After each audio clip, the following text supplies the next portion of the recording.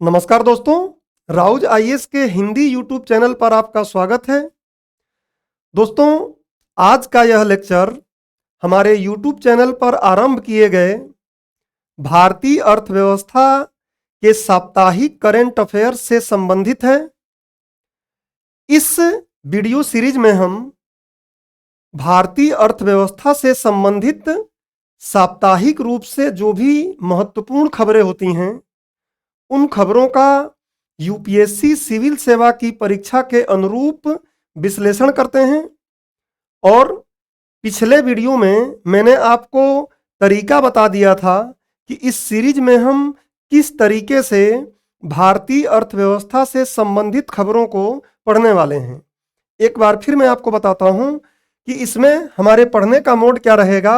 इसमें हमारे पढ़ने का मोड रहेगा कि हम सबसे पहले खबर लेते हैं, देखते हैं कि खबर क्या है, और उस खबर के लिए हम न्यूज़पेपर अखबार की कटिंग भी लगाते हैं कि किस अखबार में, चाहे वो हिंदी का अखबार हो चाहे इंग्लिश का अखबार हो, किस अखबार में वो खबर प्रकाशित हुई थी, चाहे वो पीआईबी में आया हो।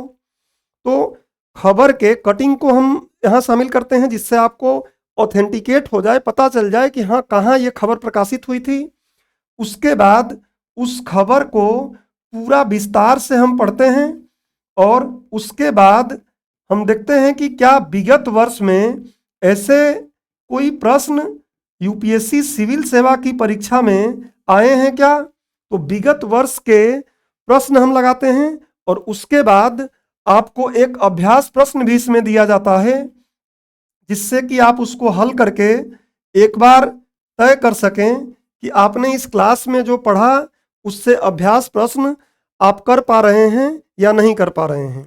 तो ये तो हमारा मुद्दा होता है किस तरीके से इस सीरीज में हम भारतीय अर्थव्यवस्था को पढ़ेंगे।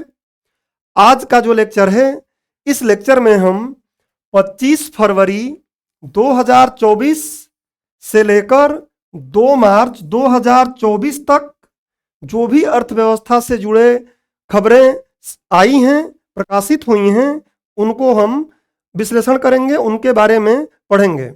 तो चलिए इस लेक्चर को हम शुरू करते हैं और सबसे पहले देखते हैं कि लेक्चर की रूपरेखा क्या है।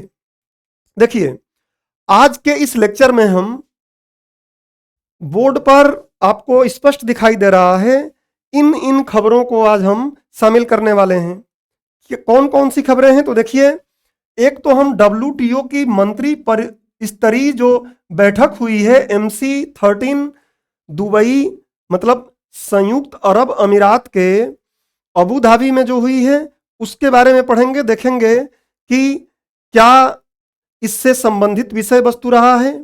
क्योंकि WTO आप देखेंगे तो सामान्य अध्ययन मुख्य परीक्षा में अगर जाके आप देखेंगे तो पेपर 2 में मतलब सामान्य अध्ययन जो है GS 2 में 3 बार पूछा जा चुका है और GS 3 में अभी जो जस्ट एग्जाम हुआ है मुख्य परीक्षा उसमें पूछा गया है। अभी हम उसको दिखाएंगे भी आपको। तो ये महत्वपूर्ण मुद्दा है, इसको हम देखेंगे। उसके बाद आधार क्षरण एवं लाभ हस्तांतरण तथा DTAA देखेंगे, ये क्या है, जिसको हम बोलते हैं डबल टैक्स एवॉइडेंस एग्रीमेंट। तो इसके बारे में हम देखेंगे कि ये क्या है। मॉरिशस के संदर्भ में ये बात अभी न्यूज में रही है तो हम इसको पढ़ने का प्रयास करेंगे, इससे विगत वर्ष में प्रश्न भी आया हुआ है। उसके बाद हम बात करेंगे 8 प्रमुख कोर उद्योगों के लिए सूचकांक जारी किया गया है। तो इस सूचकांक में मासिक स्तर पर इसको जारी किया जाता है, हम देखेंगे। तो इस सूचकांक में क्या अभी रुझान रहा है और उसके साथ साथ ये सूचकांक होता क्या है, इसको हम देखेंगे। उसके बाद G33 से संबंधित एक विषय वस्तु देखेंगे, कहीं ना कहीं ये WTO से ही जुड़ता है। उसके बाद RBI द्वारा एक इनिशिएटिव लिया गया है जिसको हम बोलेंगे प्रीपेड पेमेंट इंस्ट्रूमेंट्स PPIs, इसके बारे में देखेंगे। और उसके बाद फिर घरेलू उपभोग व्यय सर्वेक्षण अभी आया है 2022-23, तो ये एक महत्वपूर्ण मुद्दा है, इसके बारे में हम देखेंगे। और उसके बाद फिर सहकारी क्षेत्र में विश्व की सबसे बड़ी अनाज भंडारण योजना शुरू की गई है भारत में पायलट परियोजना के तौर पर। तो हम देखेंगे कि ये क्या है। और उसके बाद आज की जो अंतिम खबर रहेगी वो वुमेन बोल सकते हैं आप या वीमेन बोल सकते हैं। तो वीमेन एक्सपोर्ट्स इन डिजिटल इकोनॉमी, जिसको वीट्स भी बोलते हैं, तो वीट्स फंड से संबंधित विषय वस्तु को हम देखेंगे। तो आज हम इन खबरों को शामिल करेंगे। तो चलिए आज की पहली खबर को देखते हैं कि पहली खबर क्या है और किस तरीके से इसको पढ़ना है। देखिए, अगर न्यूज़पेपर की हम बात करें तो सभी न्यूज़पेपर में, चाहे वो अंग्रेजी भाषा के न्यूज़पेपर्स हों, चाहे वो हिंदी भाषा के अखबार हों, हर जगह लगातार प्रकाशित हुआ WTO से संबंधित जो अभी मंत्री स्तरीय जो इसकी बैठक हो रही थी अबू धाबी में। मैंने यहाँ पे दैनिक जागरण से संबंधित एक पेपर की कटिंग लगाया है और दूसरा लाइव मिंट का एक कटिंग मैंने यहाँ लगाया है। जिन डॉक्यूमेंट और भी चीज़ों को बिजनेस स्टैंडर्ड में भी आया था, बिजनेस लाइन में भी आया, द हिंदू में भी आया, इंडियन एक्सप्रेस में भी आया, लेकिन हम सारी कटिंग लगा के यहाँ कोई मतलब है नहीं। मैं आपको सिर्फ बता रहा हूँ कि न्यूज में कंटिन्यूअस यह आया है। अब इसमें क्या देखना है हमको, देखिए सबसे पहले हम देखते हैं कि क्या विगत वर्ष में इससे संबंधित प्रश्न पूछे गए हैं। तो आप देख सकते हैं कि प्रारंभिक परीक्षा में 2016 में इससे संबंधित प्रश्न पूछा गया है। और वो क्या पूछा गया है कि समाचारों में amber box, blue box, green box जैसे शब्द देखने को मिलते हैं, तो ये किससे जुड़ा हुआ है। तो आपको पता है कि WTO से, क्योंकि WTO में कृषि के लिए सब्सिडी की बात की जाती है। और उसमें आप देखेंगे तो green box, blue box, amber box, उसके अलावा आप देखेंगे तो व्हाइट और रेड बॉक्स भी हैं, जो आप स्टैटिक पार्ट में भी डेफिनेटली पढ़े होंगे। उसके बाद आप देखेंगे तो एक बार नहीं, फिर प्रारंभिक परीक्षा में 2017 में भी प्रश्न इससे पूछा गया। आप देख सकते हैं कि क्या है, भारत ने WTO के व्यापार सुकर बनाने के लिए, अब यूपीएससी सुकर ही बोलता है, सुगम, आसान, तो सुकर बनाने के लिए मैं थोड़ा पेन का रंग बदल लूं तो आपको क्लियर समझ में आएगा। सुकर बनाने के करार TFA का अनुसमर्थन किया है और फिर इसके बारे में प्रश्न पूछ लिया था। और मैं आपको पहले ही बताया कि सामान्य अध्ययन जो 2 है, आप सिलेबस में भी जाकर देखेंगे, GS 2 जो है उसमें मेंस में 3 बार ये पूछा जा चुका है, 14 में, 18 में। लेकिन हम पेपर 3 की बात करेंगे क्योंकि हमें इकोनॉमी के हिसाब से पढ़नी है चीज़ें। तो अभी मुख्य परीक्षा का जो वर्ष 23 में पेपर हुआ है उसमें आप देखेंगे तो ये प्रश्न पूछा गया है और इसमें भी कृषि सब्सिडी से ही संबंधित मुद्दे की बात की गई है। तो ये मुख्य परीक्षा के लिए भी महत्वपूर्ण टॉपिक है और प्रारंभिक परीक्षा के लिए भी महत्वपूर्ण टॉपिक है, इससे क्लियर होता है। और आप स्क्रीनशॉट जरूर लेते चलें साथ साथ, जिससे कि आपको रिवाइज करना आसान रहे।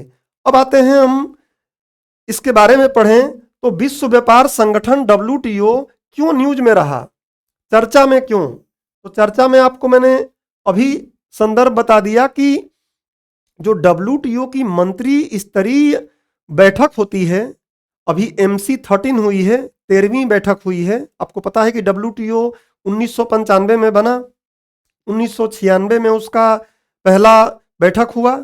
पहले WTO के पहले आपको पता है कि क्या हुआ करता था, GATT हुआ करता था, जनरल एग्रीमेंट ऑन ट्रेड तो एंड टैरिफ, GATT हुआ करता था। इसके बहुत से राउंड हुए और अंततः 1995 में आपको पता है कि WTO का गठन हुआ। तो WTO का मंत्री स्तरीय बैठक प्रत्येक 2 वर्ष में एक बार होना आवश्यक होता है, अनिवार्य होता है, प्रत्येक 2 वर्ष में एक बार। तो इस बार जो बैठक हुई है वो बैठक संयुक्त अरब अमीरात के अबू धाबी में हुई है और इसलिए न्यूज में रहा है। देखिए कि WTO का 13वां मंत्री स्तरीय सम्मेलन, पूरी बात में डिटेल से आपको बताऊंगा एक एक करके, हर बात आपको समझ में आ जाएगी। तो 13वां मंत्री स्तरीय सम्मेलन, जिसको MC13 बोलते हैं, 26 फरवरी, देखिए ये होना तो था 26 फरवरी से 29 फरवरी का समय तय था, लेकिन विवाद इतना ज्यादा था, इतने मुद्दों पर विवादास्पद इतने मुद्दे थे कि इसको एक को आगे और बढ़ा दिया गया और अंततः 2 मार्च को इसको समाप्त किया गया। तो इसलिए लिखा है कि 26 फरवरी से 2 मार्च 2024 तक संयुक्त अरब अमीरात, UAE भी बोलते हैं, कि अबू धाबी में इसको आयोजित किया गया। हालांकि इस सम्मेलन में महत्वपूर्ण विवादित मुद्दों पर कोई ठोस फैसला नहीं हो सका है। अभी हम देखेंगे क्या क्या मुद्दे थे और क्यों इस पर फैसला नहीं हो पाया है। एक तो आप देखेंगे कि एग्रीकल्चर का मुद्दा था, दूसरा इलेक्ट्रॉनिक व्यापार वाला जो मुद्दा है वो था, तीसरा मत्स्य जो सब्सिडी दी जाती है मछली की मछुआरों को वो मुद्दा था।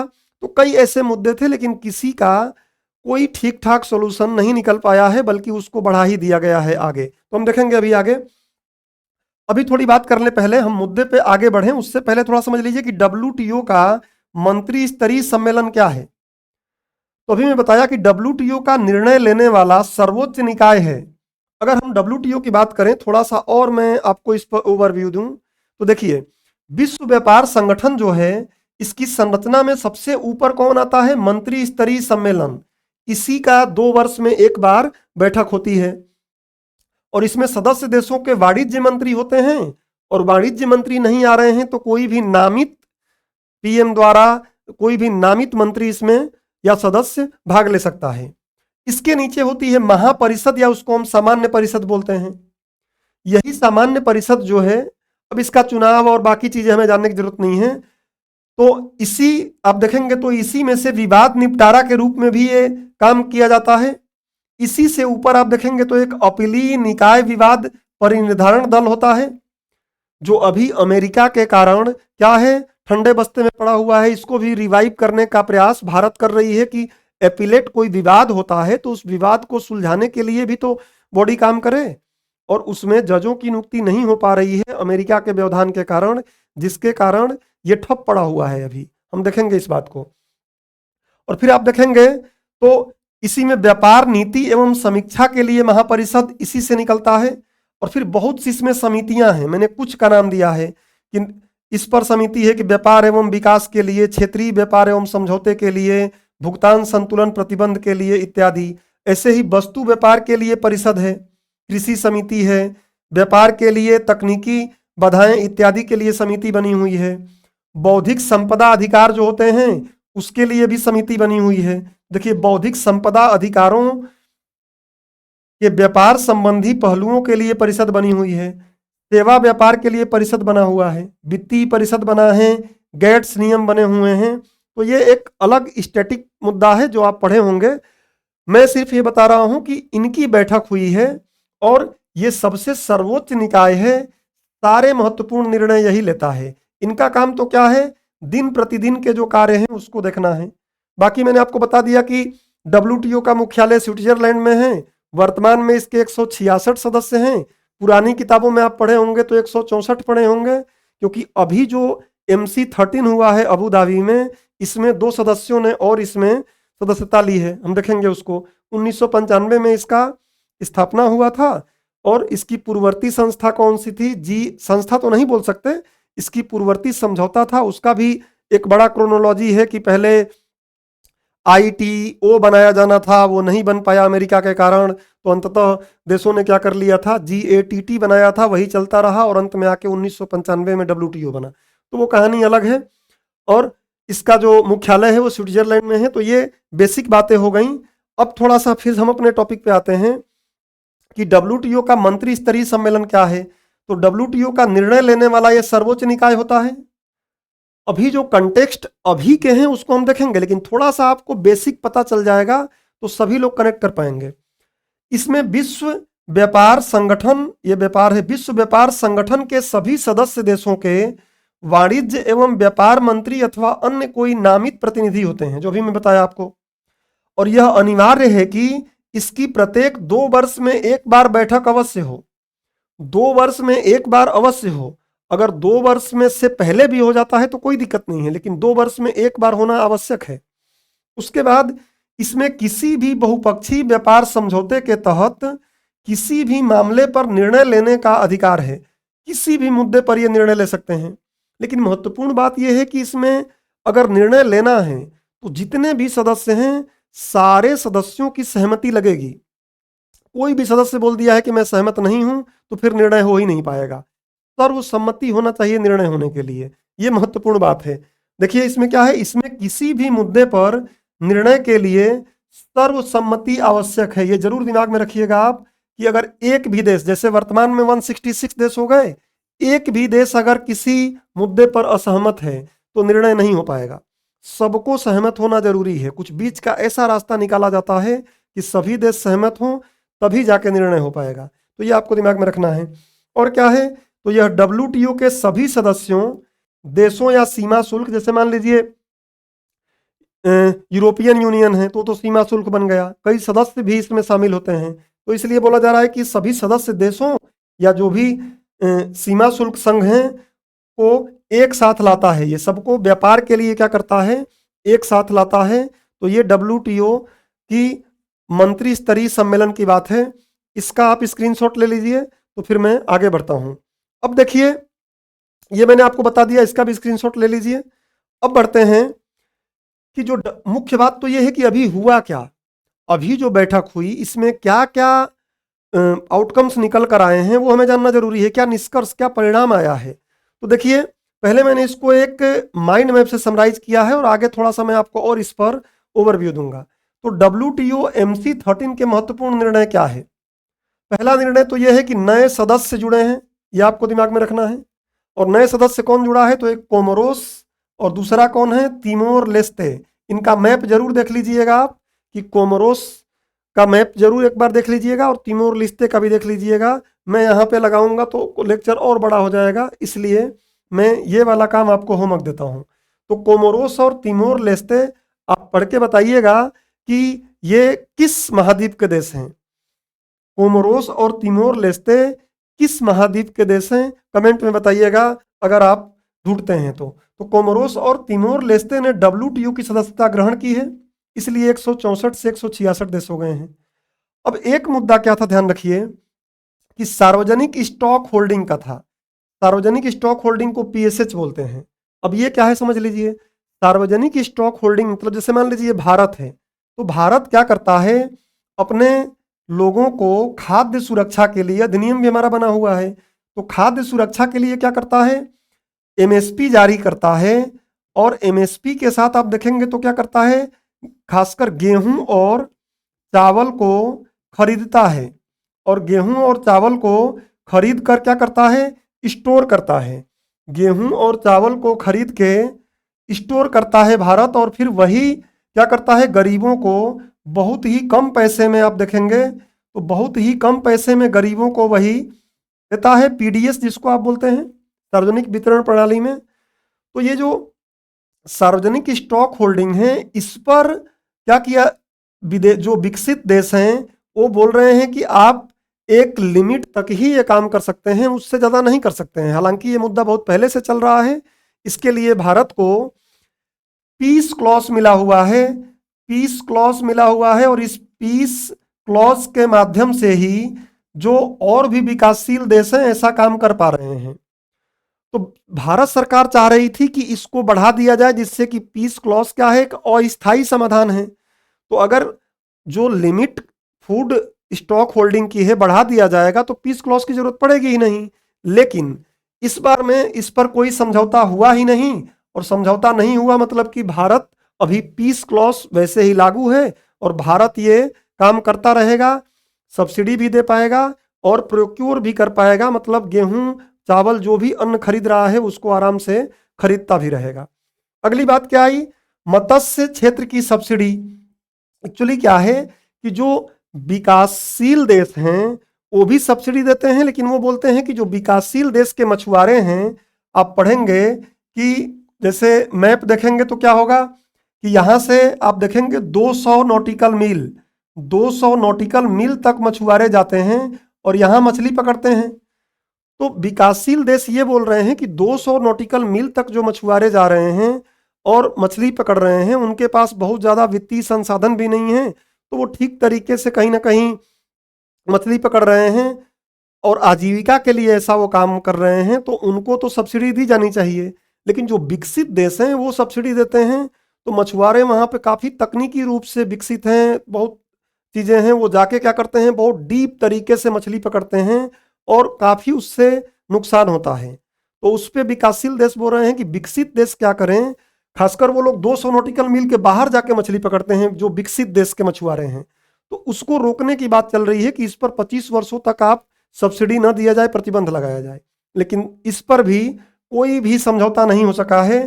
देखिए, सदस्य देश इस मसले पर भी कोई परिणाम या पेश नहीं कर पाए हैं, कोई भी परिणामी दस्तावेज नहीं बना पाए हैं, और इसलिए ये भी बात वैसे के वैसे ठंडे बस्ते में रही है। अगला है ई कॉमर्स पर सीमा शुल्क। ई कॉमर्स मतलब क्या, देखिए आजकल क्या हो गया है कि विदेशों से किताबें जो हैं वो आप देख सकते हैं कि यहाँ पर पढ़ सकते हैं, विदेशों से फिल्म और कितनी चीज़ें हम देख रहे हैं। तो उस पर विकासशील देशों में, जैसे भारत में बाजार बहुत ज़्यादा है, मार्केट है इसका, तो अब वहाँ से वो बेच रहे हैं, उनका तो अर्निंग हो रहा है, लेकिन भारत उस पर कोई टैक्स नहीं लगा पा रहा है, तो भारत को राजस्व नहीं मिल पा रहा है। भारत ही क्या, विकासशील देशों को राजस्व नहीं मिल पा रहा है।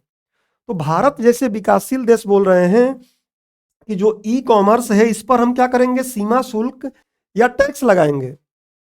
और विकासशील देश, जो विकसित देश, बोल रहे हैं कि नहीं, इसको तो एग्जेम्प्ट कर देना चाहिए, इस पर स्थगन रहे, इस पर नहीं लगाना चाहिए।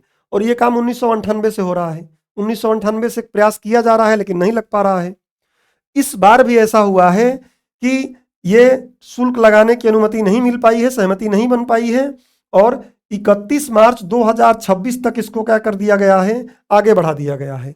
मतलब भारत या भारत जैसे विकासशील देश इलेक्ट्रॉनिक जो व्यापार हो रहा है उस पर शुल्क नहीं लगा पाएंगे। कब तक, तो 31 मार्च 2026 तक। और क्या है, तो एक और काम हुआ है कि सेवाओं के घरेलू विनियमन पर एक समझौते को 72 सदस्य देशों के समर्थन से स्वीकार कर लिया गया है। ये क्या है, अभी आगे की स्लाइड में पूरा बताऊंगा मैं आपको। और WTO में अमेरिकी रुकावट ज्यों की त्यों बनी हुई है, और ये अमेरिकी रुकावट किससे है, तो जो अपीलीय या विवाद निपटारा तंत्र है, अपीलीय तंत्र है, और जो विवाद निपटारा तंत्र है उसमें न्यायाधीशों की या सदस्यों की नियुक्ति अमेरिका के द्वारा नहीं होने दिया जा रहा है। तो ये मुद्दा ज्यों का त्यों बना हुआ है, इसलिए कहा जा रहा है कि इस बार कोई ठोस इसका परिणाम निकल के आया नहीं है। और आज का लेक्चर चूंकि WTO वाला मुद्दा थोड़ा समझने वाला है, तो आपको मैं बेसिक से ही पूरी बातें समझा रहा हूं। अब देखिए, भारत कुछ चीजों का इसमें विरोध भी किया, क्योंकि चाइना अपना, जहां जा रहा है चाइना, वो अपना काम शुरू कर दे रहा है, कुछ ना कुछ अपने तरीके बनाने लग रहा है। तो भारत क्या किया, पहले तो यूरोपियन यूनियन के जो देश हैं वो क्या बोल रहे थे कि जो गैर व्यापार विषय हैं, जैसे कि जेंडर पर इक्विलिटी पे काम हो रहा है कि नहीं हो रहा है, MSME जैसी चीजें, उसके साथ साथ जो स्वच्छता वाले मुद्दे हैं, उसके अलावा जो पर्यावरणीय मुद्दे हैं कि आपने कार्बन टैक्स लगाया कि नहीं लगाया, अगर आपने कार्बन टैक्स लगाकर स्टील का उत्पादन नहीं किया है तो उसका हम इंपोर्ट नहीं करेंगे। ऐसे बहुत से मुद्दे हैं। तो भारत बोल रहा है कि भैया ये सब बातें WTO के मंच पे आप ना करो, इन बातों को करने के लिए UN और बहुत से मंच है, वहां किया जाए, WTO में क्यों इन बातों को किया जाए। तो भारत इसका विरोध कर रहा है। ऐसे ही व्यापार क्यों कर रहा है, तो देखिए क्यों ऐसा किया, तो यहाँ पे मैंने बताया है कि व्यापार विखंडन के संभावित खतरे से, मतलब इससे व्यापार के विखंडन के लिए संभावित क्या हो जाएगा, और विखंडन और ज्यादा खतरे इससे पैदा होंगे। और ऐसे गैर व्यापार विषय पहले से ही अन्य प्रासंगिक अंतर्राष्ट्रीय संगठनों में चर्चा के विषय बने हुए हैं। अभी मैं बताया, भारत बोल रहा है कि भाई WTO में गैर व्यापारिक विषयों की क्यों बात करें हम, ये तो यूनाइटेड नेशन में हम कर ही रहे हैं, बाकी जगह कर ही रहे हैं। और ऐसे ही भारत ने पर्यावरण संरक्षण की आड़ में उचित ठहराए जाने वाले व्यापार संरक्षणवादी एक तरफा उपायों के बढ़ते उपयोग के बारे में भी गंभीर चिंता व्यक्त की है। अभी मैं बताया आपको कि यूरोपियन यूनियन बोलते हैं कि भैया कार्बन टैक्स स्टील इंडस्ट्री आपकी पे नहीं लग रही है, और इसलिए हम पर्यावरण को ध्यान में रखते हुए अगर आप कार्बन टैक्स उनसे लेंगे तभी आपके स्टील को हम इंपोर्ट करेंगे। और भी कई चीज़ों में, तो स्वच्छता वाले मुद्दे हैं, जैसे आप देखेंगे कि भारत के आम या कई चीज़ों को यूरोपियन यूनियन बोलता है कि इसमें पर्याप्त स्वच्छता नहीं है, इसलिए हम इसको नहीं लेंगे। तो ऐसे जो मुद्दे हैं उस पर भी भारत ने विरोध किया है। और एक और महत्वपूर्ण बात, तो ये चीन क्या कर रहा था, तो चीन कुछ सदस्यों को लेकर, देखिए भारत ने विश्व व्यापार संगठन में चीन के नेतृत्व वाले विकास समझौते के लिए निवेश सुविधा IFDA, इसको मैंने अलग से भी शामिल किया है आज के लेक्चर में। तो IFDA प्रस्ताव का विरोध किया। चीन क्या चाह रहा है कि लगभग 130 देश को मिला लिया है और मिला के बोल रहा है कि हम लोग WTO के तहत ही एक क्या कर लें, इस प्रकार की सुविधा बना लें। और इसमें क्या रहेगा कि अगर हम कोई निवेश कर रहे हैं किसी देश में और वो देश निवेश नहीं करने दे रहा है तो उसको सारे कारण बताने पड़ेंगे और भी कई ऐसी चीजें करनी पड़ेंगी। तो भारत और दक्षिण अफ्रीका बोले हैं कि भैया ये सही नहीं है और इसको रोकवा दिए हैं, क्योंकि आपको पता है कि WTO में कोई भी फैसला सर्वसम्मति से होगा। तो भारत दक्षिण अफ्रीका खासकर इसका विरोध किए हैं। और क्यों विरोध किए हैं, तो एक विषय के रूप में निवेश WTO के कार्य क्षेत्र से बाहर है, इसलिए भारत और दक्षिण अफ्रीका इस बात को बोले। और भारत मूल रूप से WTO जैसे बहुपक्षीय मंचों पर प्लूरीलेटरल प्लूरीलेटरल मतलब क्या कि कुछ देश मिलकर ऐसे समझौते अगर WTO पे कर रहे हैं तो ये सही बात नहीं है। हम मल्टीलेटरल के पक्ष में हैं लेकिन प्लूरीलेटरल के पक्ष में नहीं है, ये भारत अपना तर्क दे रहा है। तो ये मैंने क्रक्स के रूप में पहले आपको यहाँ समझाया, इसका आप एक स्क्रीनशॉट लीजिए और फिर मैं थोड़ा इसको और बेहतर करके आपको समझाऊंगा। चलिए अब देखिए थोड़ा इसको बेहतर करते हैं कि कृषि के लिए भारत क्या चाहता था, जिससे कि आपको पूरा कुछ समझ में आ जाए।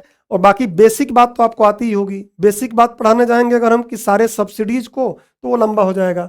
एक्चुअल आउटपुट क्या रहा है वो सारी बात मैं आपको बता रहा हूँ। कृषि में भारत क्या चाहता था, तो भारत ये चाहता था कि जो विकासशील देश हैं वो भारत और अन्य जो विकासशील देश हैं ये अपने सार्वजनिक भंडारण जो पब्लिक स्टॉक होल्डिंग करते हैं गेहूं चावल अन्न का, उसकी स्थायी समाधान किया जाए। क्योंकि पीस क्लॉज पहले चल रहा था, अभी भी पीस क्लॉज चल रहा है, और स्थायी समाधान है तो उसको स्थायी समाधान दिया जाए। अर्थात ये पब्लिक स्टॉक जो भारत सरकार जो अपने गरीबों को अन्न देती है गेहूं चावल कम कीमतों पर, उसके लिए तो उसको क्या करना पड़ता है, FCI के माध्यम से काफी खाद्यान्न को पहले भंडारित करना पड़ता है। तो उस भंडारण को की लिमिट को बढ़ा दिया जाए जिससे कि अस्थायी क्लॉज जो पीस क्लॉज है खत्म हो जाए। भारत ये चाह रहा था, लेकिन परिणाम क्या हुआ, इस पर कोई भी समझौता नहीं हो पाया, जो पहले मैं आपको बता दिया। तो भारत के परिप्रेक्ष्य में क्या तात्पर्य इसका है, क्या भारत को इससे कुछ नुकसान होना है, तो भारत को कोई नुकसान नहीं होना है। बस ये है कि स्थायी समाधान आ जाए तो बहुत अच्छी बात है, लेकिन अभी स्थायी समाधान नहीं आया है तो पीस क्लॉज जिंदाबाद है। जब तक स्थायी समाधान नहीं होगा तब तक पीस क्लॉज से तो काम चलता ही रहेगा। वही बात है शांति प्रावधान या इंग्लिश में पीस क्लॉज बोलते हैं। तो पीस क्लॉज के लाभ के कारण भारत के लिए कोई भी खतरा नहीं है और इसके कारण विकासशील देश सब्सिडी या गरीबों को मुफ्त अनाज देने पर कानूनी रूप से बच सकते हैं। मतलब WTO में कोई प्रश्न चिन्ह खड़ा नहीं कर सकता है। तो यहाँ भारत को कोई समस्या नहीं है। आगे बढ़ते हैं। मछुआरों को सब्सिडी जो है, मतलब मत्स्य सब्सिडी का मुद्दा, इसमें भारत क्या चाहता था, तो भारत क्या चाहता था अभी मैं आपको बताया कि भाई जो विकसित देश हैं, यहां बस ये समझ लीजिए, अभी मैंने आपको समझाया था कि जो विकासशील देश हैं, ये विकासशील देश बोल रहे हैं कि हमारे मछुआरे जो है आजीविका के लिए काम कर रहे हैं। और जो हमारा आप मैप देखेंगे तो मैप में आप देखेंगे कि वो 200 नॉटिकल मील तक ही जाके ये काम करते हैं। मतलब पर्यावरण के अनुकूल है, पर्यावरण का ये विदोहन नहीं कर रहे हैं। यहाँ से अगर देखेंगे 200 नॉटिकल मील कहीं भी चाहे इधर चले जाएं तो इसको जारी रखा जाए, लेकिन जो विकसित देश कर रहे हैं वो 200 नॉटिकल मील से बाहर जा रहे हैं और बहुत ही अतार्किक तरीके से वो क्या कर रहे हैं, मछली का मतलब मछली को पकड़ रहे हैं। तो उसको क्या किया जाए, 25 सालों तक बंद किया जाए। तो यही बोला कि भारत सहमत था कि मत्स्य क्षेत्र को सब्सिडी दिए जाने से बहुत ज्यादा मछलियां पकड़ी जा रही हैं जो विकसित देश कर रहे हैं, और नुकसानदेह सब्सिडी पर उन देशों को क्या करना चाहिए, लगाम लगाना चाहिए जो अतार्किक मत्स्य दोहन में लगे हैं। हालांकि विकासशील देशों में छोटी अर्थव्यवस्था के लिए ये अहम है, क्योंकि इससे खाद्य सुरक्षा और गरीब मछुआरों की आजीविका सुनिश्चित होती है। और जो 200 नॉटिकल मील तक की सीमा में ही मछली पकड़ते हैं। हुआ क्या, तो इस पर कोई भी सहमति नहीं बन सकी, जो का त्यों पड़ा रह गया वैसे ही। तो क्या भारत को इससे कुछ दिक्कत होना है, नहीं, भारत को कोई खतरा नहीं है, क्योंकि भारत के मछुआरों को लाभ पहुंचाने की नीति बनाने के लिए संभावनाएं बरकरार हैं, क्योंकि अभी कोई इस पे निर्णय नहीं हुआ है। तो ये दो मुद्दे मैंने आपको और समझाया, इसका स्क्रीनशॉट लीजिए और उसके बाद हम आगे बढ़ते हैं। आते हैं ई कॉमर्स वाले मुद्दे पर। समझा पहले ही मैं दिया हूं। भारत क्या चाहता था कि जो ई कॉमर्स या इलेक्ट्रॉनिक लेन देन पर सीमा शुल्क से छूट जारी रखने का प्रावधान है उसका भारत विरोध कर रहा है। और ये 1998 से विकसित देशों ने क्या कर दिया है, इसको स्थगन करके रखा है कि जो भी डिजिटल चीजें आ रही हैं उस पर आप टैक्स नहीं लगा सकते। तो इससे क्या हो रहा है, विकासशील देशों का राजस्व पर बुरा असर पड़ रहा है। भारत चाहता है कि छूट की संभावनाओं का आकलन किया जाए और अन्य देशों पर इसका असर का अध्ययन किया जाए और फिर हमें टैक्स लगाने का, शुल्क लगाने का अनुमति दिया जाए। लेकिन परिणाम क्या हुआ, तो इस पर कोई सहमति नहीं बनी और इसको 31 मार्च 2026 तक बढ़ा दिया गया। अभी मैंने आपको बताया क्रक्स के रूप में।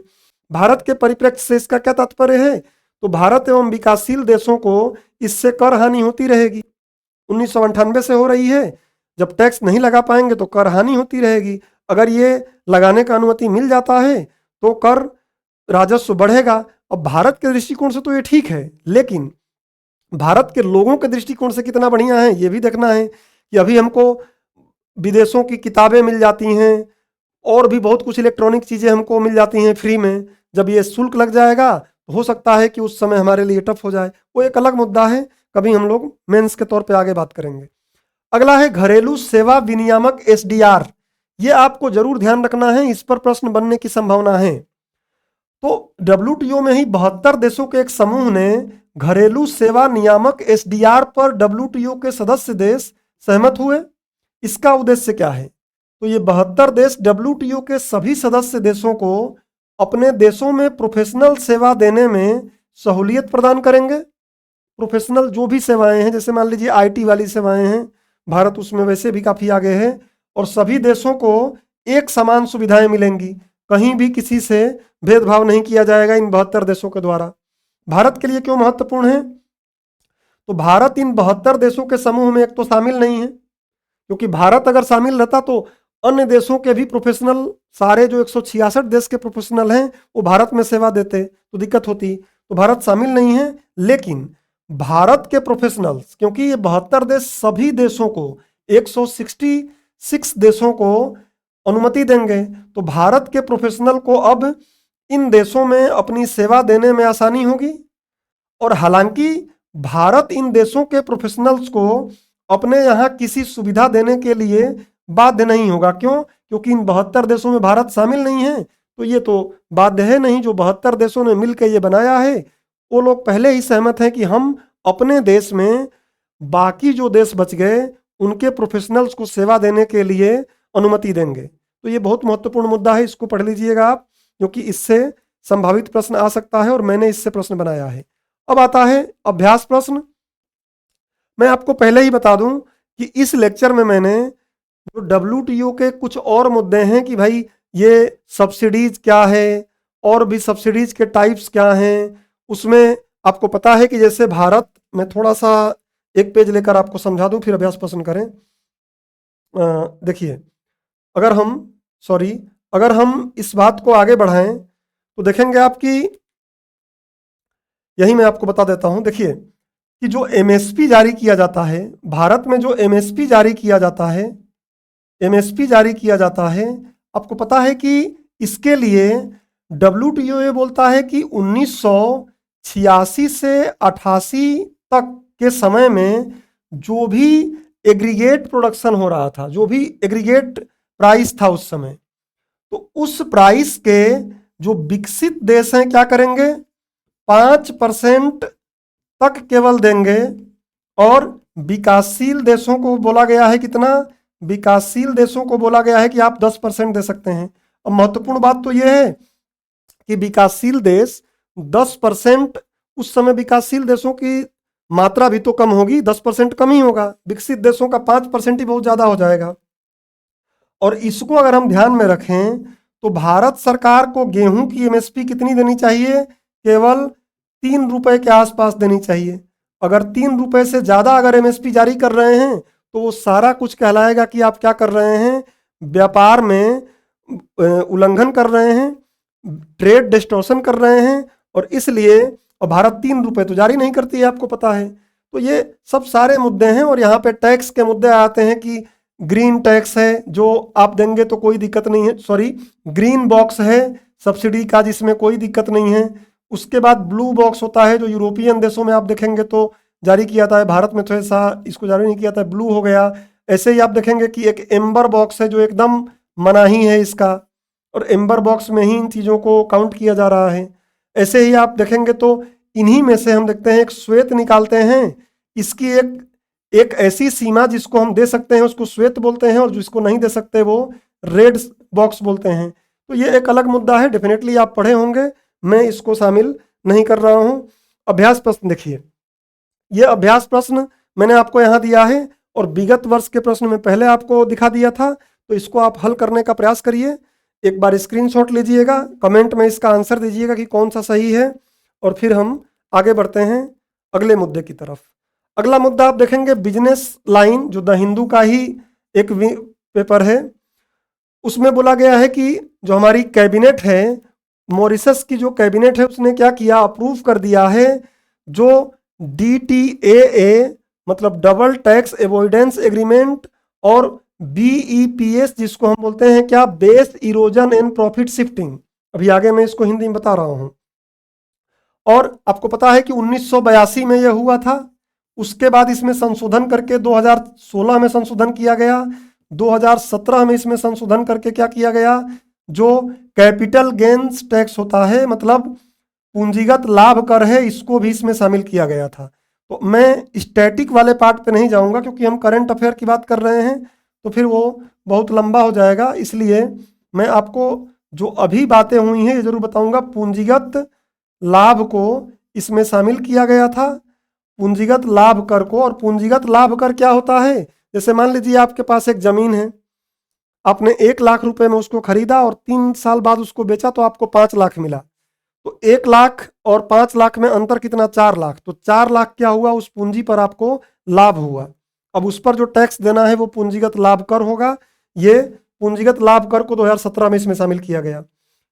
इसका उद्देश्य क्या है, इसको अभी जो कैबिनेट बोल रही है इसको अप्रूव करने के लिए, और तो इसका उद्देश्य क्या है, तो ये आर्थिक सहयोग एवं विकास संगठन, क्योंकि जो base erosion and profit shifting की बात है इस पर विश्व के कई देश आप देखेंगे तो चिंता व्यक्त करते हैं, और एक संगठन है जिसको हम बोलते हैं आर्थिक सहयोग एवं विकास संगठन OECD, इसने एक उपाय जारी किया है, न्यूनतम आधार क्षरण व लाभ हस्तांतरण मानक जारी किया है, उसके अनुपालन को पूर्ण करने के लिए ये काम किया जा रहा है। तो ये तो उद्देश्य है। अब थोड़ा सा हम इसको प्रॉपर देखते हैं कि ये क्या है। Base erosion and profit shifting, इसको हम बोलते हैं आधार क्षरण एवं लाभ हस्तांतरण। सबसे पहले चर्चा में क्यों है, तो मॉरिशस सरकार ने भारत के साथ दोहरे कराधान बचाव समझौता DTAA में संशोधन करने का निर्णय लिया है। निर्णय करेगी, क्या हुआ तो देखेंगे। मॉरिशस के इस कदम का उद्देश्य जो भी मैंने आपको बताया, आर्थिक सहयोग और विकासशील विकसित देशों का ये संगठन है। आप गूगल करके पढ़ भी लीजिएगा इसको, या आपके पास नोट हो तो। आर्थिक सहयोग और विकास संगठन OECD के बेप्स मतलब base erosion and profit shifting न्यूनतम मानकों का अनुपालन सुनिश्चित करना है। अब base erosion and profit shifting क्या है, थोड़ा सा इस बात को हमें यहां समझना पड़ेगा। क्या समझना पड़ेगा, देखिए base erosion and profit shifting क्या है।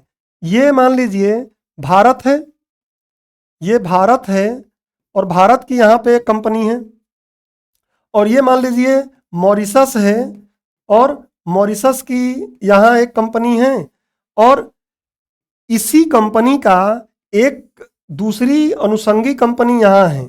इंडिया 1 कर देता हूँ, इंडिया 2 कर देता हूँ। अब मॉरिशस में मान लीजिए कर बहुत कम है, टैक्स बहुत कम लग रहा है या नहीं लग रहा है, और ऐसे देश जहाँ पे टैक्स बहुत कम होता है या जीरो होता है उसको हम टैक्स हेवन देश बोलते हैं। टैक्स हेवन का नाम दिया जाता है, ये ध्यान रखिएगा। देवनागरी में आप इसको ऐसे ही लिख देंगे टैक्स हेवन, क्योंकि UPSC इसको मान लेती है ऐसे ही। तो जहां कर कम है या जीरो है उसको हम टैक्स हेवन बोलते हैं। केमन आइलैंड, छोटे छोटे जो द्वीपों वाले देश हैं वो ये काम करते हैं। तो मान लीजिए यहाँ पे टैक्स कम है और यहाँ पे टैक्स क्या है, ज़्यादा है। तो ये कंपनी क्या करती है, जो भी इसका पैसा लाभ होता है उसको यहाँ की नीतियों में फ़ायदा उठाते हुए क्या करती है, यहाँ भेज देती है। और यहाँ भेज देगी तो यहाँ टैक्स लगेगा ही नहीं, और यहाँ पर भारत सरकार का जो टैक्स मिलना था, जो टैक्स आधार है, वो क्या हो गया, कम हो गया। और यहाँ पे क्या हो गया, टैक्स जीरो हो गया। तो इस तरीके से इसने क्या कर लिया, इस देश के टैक्स आधार को कम कर दिया और इसके कर को क्या कर दिया, क्षरण कर दिया, कम कर दिया, इसको कर मिला नहीं। तो कंपनियां खूब इसका यूज करती हैं कि एक देश में खूब पैसा कमाती हैं और अपने दूसरे देश, टैक्स हेवन वाले देश में उन पैसों को किसी तरीके से क्या करती हैं, भेजकर या वहां लाभ दिखाकर यहाँ जीरो प्रॉफिट अपना घोषित कर देती हैं। और यहाँ प्रॉफिट हुआ भी तो कर कम है या जीरो है तो कोई दिक्कत उनको नहीं होता है, बाद में वही पैसा इधर लाके निवेश कर देती हैं। तो इसको हम बोलते हैं क्या, आधार क्षरण एवं प्रॉफिट ट्रांसफर। यहाँ आधार क्षरण हो गया और यहाँ पे क्या हो गया, प्रॉफिट का ट्रांसफर दूसरे देश में कर लिया गया। ये बहुत ही एक महत्वपूर्ण मुद्दा है, देशों के लिए चुनौती है। और उसके साथ साथ एक और चीज समझ लीजिए आप कि डबल टैक्स एवॉइडेंस एग्रीमेंट क्या होता है। अब मान लीजिए कि किसी एक ही पैसे के लिए, किसी कंपनी या किसी एक ही पैसे के लिए यहाँ इंडिया भी टैक्स ले और उसी पैसे के लिए यहाँ मॉरिशस भी टैक्स ले, तो अगर समान आय के लिए दोनों देश टैक्स लेंगे तो फिर निवेशक उत्सुक नहीं होंगे निवेश करने के लिए। और इसलिए ये दोनों देश या ऐसे बहुत से जो देश आपस में क्या कर लेते हैं, ये एग्रीमेंट करते हैं जिसमें ये बात होती है कि एक देश पर अगर किसी आय पर टैक्स लग गया है तो फिर दूसरे देश पर उसी समान आय पर टैक्स नहीं लगाया जाएगा। ये मॉरिशस भी ये काम करेगा और इंडिया भी करेगा। तो इसको बोलते हैं डबल टैक्स एवॉइडेंस एग्रीमेंट। इसका स्क्रीनशॉट ले लीजिए, उम्मीद करता हूं कि आप समझ गए होंगे। और अब हम इस बात को तेजी से समझ लेते हैं कि क्या है। देखिए, यही बोल रहा है कि base erosion and profit shifting क्या है। तो यह बहुराष्ट्रीय उद्यमों या कंपनियों द्वारा उपयोग में लाया जाने वाला कर बचाव रणनीति है। ध्यान रखिएगा कि एक होता है कर चोरी, एक होता है कर बचाव। कर चोरी जो होता है वो इलीगल होता है, लेकिन कर बचाव जो होता है वो नियम कानून जो हैं उनमें से कमियों को ढूंढकर कर को बचा लेना ही क्या है, मतलब चालाकी एक तरीके की है। तो ये कर बचाव है, टैक्स एवॉइडेंस है, टैक्स इवेजन नहीं है। ध्यान रखिएगा, ये कंपनियां कर का भुगतान करने से बचने के लिए कर नियमों में खामियों और अलग अलग देशों के नियमों में अंतर का फायदा उठाती हैं। जैसे मैं बताया कि टैक्स हेवन वाला कोई देश है, वहां पर टैक्स नहीं लग रहा है, तो जहां जिस देश में टैक्स ज्यादा लग रहा है वहां के अपने कंपनी का पूरा जो पैसा रहेगा, लाभ रहेगा, वो किसी तरीके से हस्तांतरण कर देंगी टैक्स हेवन वाले देश में। तो इस तरीके से नियमों का फायदा उठाकर काम होता है। DTA क्या है, डबल टैक्स एवॉइडेंस एग्रीमेंट। तो दोहरे कराधान की समस्या के समाधान के लिए दो देशों के बीच हस्ताक्षरित एक कर संधि है, जिसमें एक देश अगर किसी आय पर टैक्स लगा दिया तो दूसरा देश उसी आय पर टैक्स नहीं लगाएगा। तो ये एक अच्छी बात है निवेश को बढ़ाने के लिए। और OECD और G20 inclusive framework on BEPS बनाए हुए हैं। उन्होंने 5 उपाय ऐसे सुझाए हैं अपने इस पहल में, और 15 उपाय सुझाए हैं, और इन 15 उपायों के माध्यम से वो कर चोरी और कर बचाव से संबंधित जो चीज़ें हैं उनको कम करने का प्रयास करती हैं। और इसके अलावा भी बहुत से ऐसे बहुपक्षीय समझौते हो रहे हैं जिससे कि कंपनियां ऐसा ना कर सकें। अमेरिका के साथ आप देखेंगे काटसा संधि हुआ है, तो और भी कई ऐसी चीज़ें हैं। मैंने आपको यहाँ पर इस न्यूज के कंटेक्स्ट को और इतनी बातें समझा दिया। अब इससे संबंधित एक विगत वर्ष का प्रश्न देखिए, 2016 में आया है। उसमें सीधे पूछ लिया था कि base erosion and profit shifting पद का क्या संदर्भ है, तो आप आराम से बता सकते हैं। और इससे अभ्यास प्रश्न देख लीजिए, ये मैंने एक अभ्यास प्रश्न बनाया है क्योंकि ये 2016 में यूपीएससी इस तरीके से प्रश्न पूछती थी, अभी भी पूछ रही है कुछ क्वेश्चन, लेकिन अब ये वाला पैटर्न ज्यादा आ गया है कि केवल एक, केवल दो, तो इस टाइप की चीजें, या फिर केवल ऐसा भी आ रहा है केवल एक, केवल दो, इस तरीके की चीजें। तो यहाँ पे इस तरीके की चीजें आप देख लीजिएगा कि आधार क्षय एवं लाभ स्थानांतरण जो वेब्स है इसके संदर्भ में जो कथन दिए हैं इनके बारे में पढ़िएगा आप, और जो मैंने आपको बताया है इसी से आप भली भांति इसका उत्तर दे पाएंगे। कमेंट में आप उत्तर देके भी दिखा सकते हैं। इसका आप स्क्रीनशॉट लीजिए। बढ़ते हैं अगले खबर पर। जो 8 बुनियादी उद्योगों की वृद्धि जनवरी में कम होकर 3.6% रही, ये आया जनसत्ता में, देख सकते हैं 29 फरवरी के, और पीआईबी में आया। पीआईबी में भी 29 फरवरी को ही आया। संदर्भ बस ये समझ लीजिए कि रिफाइनरी उत्पाद, इस्पात, उर्वरक, बिजली, इन सब में नकारात्मक वृद्धि हो रही है, और सकारात्मक वृद्धि 2 में हुई है, एक तो प्राकृतिक गैस है और सीमेंट है। तो ये तो जस्ट मुद्दा है, आपको पता है कि हर महीने ये जारी होता है, तो हम इस बार पीटी भी करीब है तो एक बार इसका रिवीजन कर लेते हैं। देखिए, सबसे पहले हम समझते हैं कि 8 प्रमुख कोर उद्योगों के लिए सूचकांक क्या होता है। तो क्या है यह औद्योगिक उत्पादन सूचकांक? अब तुरंत मैं आपको पहले बता दूं कि औद्योगिक उत्पादन सूचकांक क्या होता है। तो औद्योगिक उत्पादन सूचकांक, जिसको सबसे पहली बार 1937 में जारी किया गया था, क्या है? तो भारतीय अर्थव्यवस्था के विभिन्न औद्योगिक क्षेत्रों के प्रदर्शन को दर्शाता है कि औद्योगिक क्षेत्र किस तरीके से प्रदर्शन कर रहा है। जैसे आप सीपीआई देखते हैं मुद्रास्फीति के लिए, डब्ल्यूपीआई देखते हैं, वैसे ही ये बताता है किसको? औद्योगिक क्षेत्र के प्रदर्शन को बताता है। जारीकर्ता कौन है इसका? एनएसओ है। और किसके अंतर्गत आता है? तो आपको पता है कि कार्यक्रम क्रियान्वयन मंत्रालय के तहत आता है। और आधार वर्ष इसका 2011-12 है। इसमें शामिल मदों का पूरा डिटेल मैं यहाँ नहीं किया हूँ, बल्कि 2 तरीके से तोड़ के लिया गया है। तो व्यापक क्षेत्र इसमें 3 है, विनिर्माण को भार दिया गया है 17.6%, खनन को 14.3% और विद्युत को 7.9%। और ऐसे ही इसी में से कैटेगराइज किया गया है उपयोग आधारित चीज़ों को, जैसे प्राथमिक वस्तुएं, द्वितीयक वस्तुएं, मध्यवर्ती वस्तुएं, इस तरीके की बातें, उसको मैंने यहाँ नहीं किया है। आपको एक जनरल आइडिया लग गया कि ये क्या है। और अब थोड़ा हम चलते हैं, फिर पीछे आते हैं। तो ये क्या है? यह औद्योगिक उत्पादन सूचकांक के तहत ही, मतलब उसी सूचकांक के तहत ही अलग से जो 8 सबसे महत्वपूर्ण उद्योग हैं उनको अलग से जारी किया जाता है। तो उसको हम बोलते हैं क्या? 8 प्रमुख कोर उद्योगों के लिए सूचकांक। ये 8 कोर उद्योग सम्मिलित रूप से जो टोटल आईआईपी है, उस टोटल आईआईपी का कितना भाग बना देते हैं? 40.27% भाग बना देते हैं। तो बहुत महत्वपूर्ण है। इसका आधार वर्ष भी 2011-12 है, क्योंकि आईआईपी से ही तो निकाला जाता है। इसका जारीकर्ता कौन है? राष्ट्रीय सांख्यिकी कार्यालय के तहत, मतलब एनएसओ करता है। और किसके तहत करता है? तो आप सुने होंगे मोस्पी के बारे में। तो सांख्यिकी एवं कार्यक्रम क्रियान्वयन मंत्रालय, उसके द्वारा जारी किया जाता है। और आवृत्ति कब जारी किया जाता है? क्या 1 साल में, 2 दिन में, कब? तो इसको मासिक स्तर पर जारी किया जाता है, मतलब 1 माह में 1 बार जारी किया जाता है। तो इतनी बातें आप दिमाग में रख लें। थोड़ा सा और आपको समझना है, क्योंकि विगत वर्ष में जो प्रश्न पूछा है, स्क्रीनशॉट आप लेते रहिएगा। अब देखिए, इसमें उद्योगों के नाम, जो 8 उद्योग हैं उनका भार क्या है। तो रिफाइनरी का सबसे ज्यादा है, मैंने इसको घटते क्रम में ही लिखा है।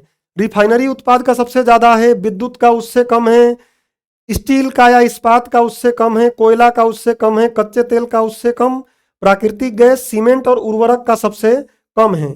ऐसा ही प्रश्न पूछा गया है पहले, इसलिए मैंने आपको भार भी दिखाया। और मैं आपको ये भी दे रहा हूं कि सबसे अधिक ये है, और देखिए सबसे कम भार किसका है? उर्वरक का है। बाकियों का भी आप अवरोही या आरोही क्रम जरूर याद कर लीजिएगा। ये मुद्दा मैंने आपको समझा दिया है, इसका स्क्रीनशॉट लीजिए। और फिर हम इससे जुड़ा विगत वर्ष के प्रश्न देखते हैं।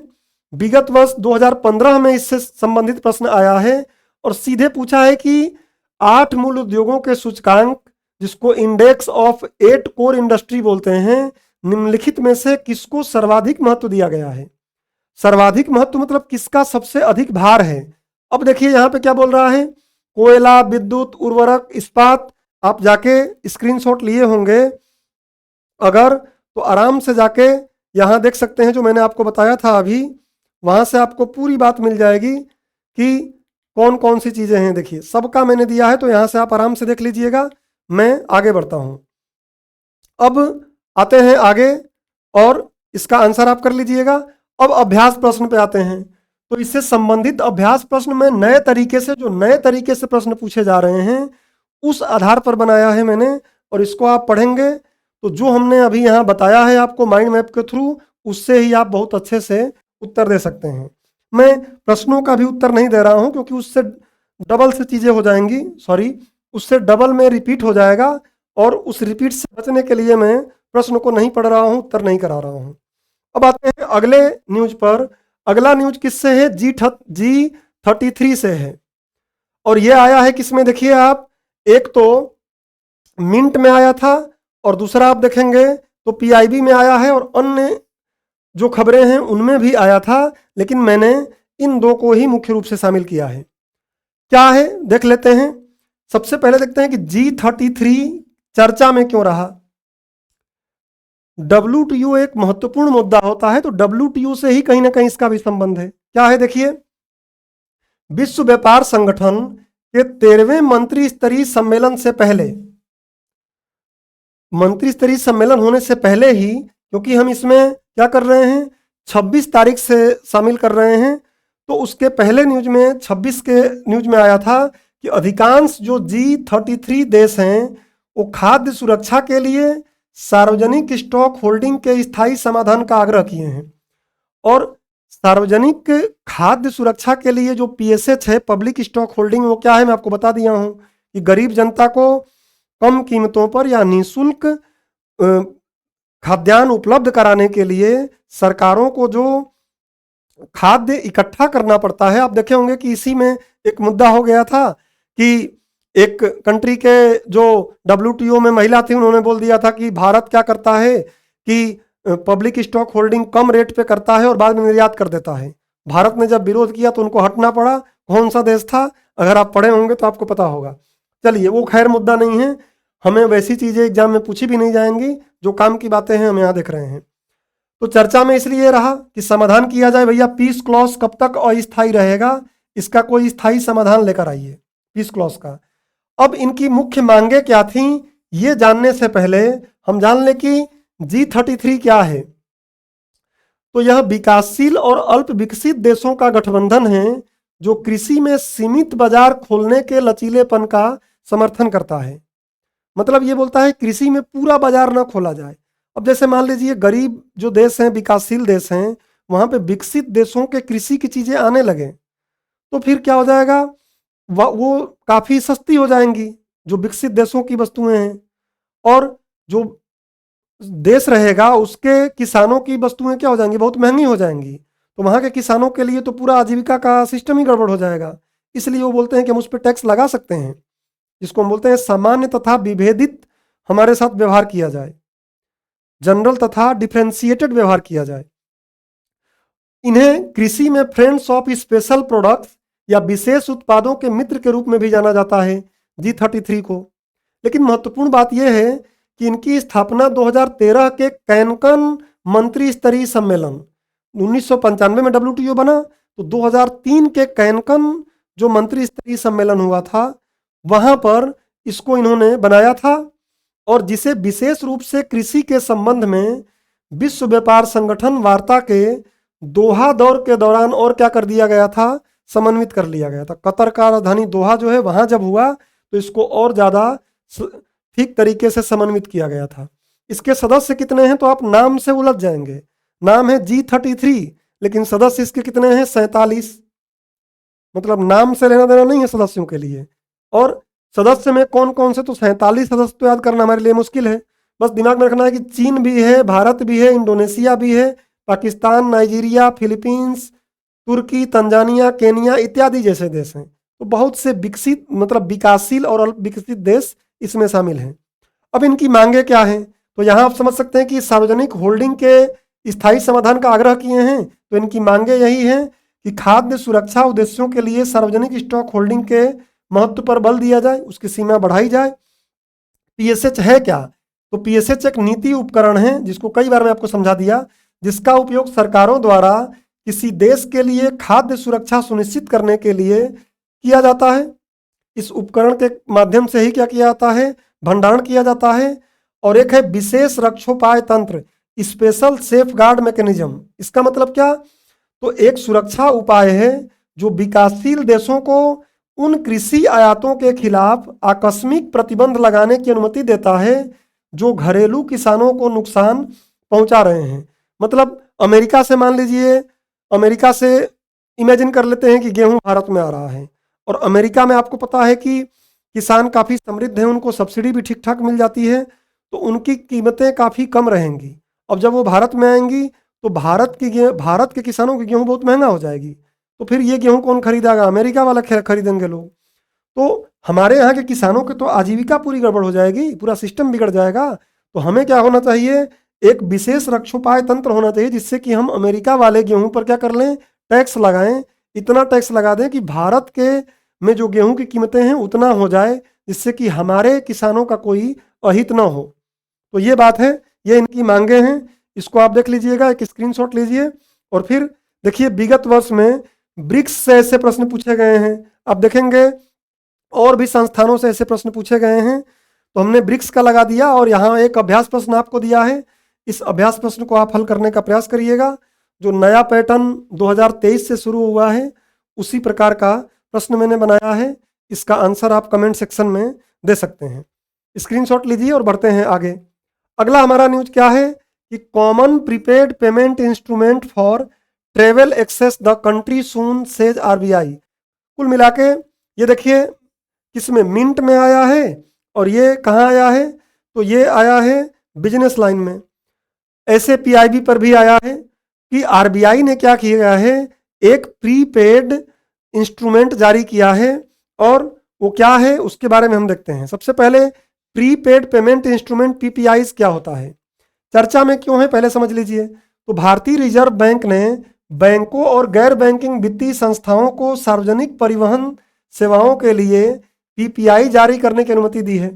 अगर आप दिल्ली में रहते होंगे तो दिल्ली में देखेंगे मेट्रो के लिए मेट्रो कार्ड हमारे पास रहता है, और ऐसे ही आप देखेंगे कि अब जो रुपे कार्ड का आपका क्रेडिट कार्ड है, उस क्रेडिट डेबिट कार्ड से भी आप क्या कर सकते, क्रेडिट कार्ड से भी आप क्या कर सकते हैं, इसके लिए यूज कर सकते हैं पीपीआई के रूप में। तो ऐसा चीज़ें लॉन्च की गई हैं।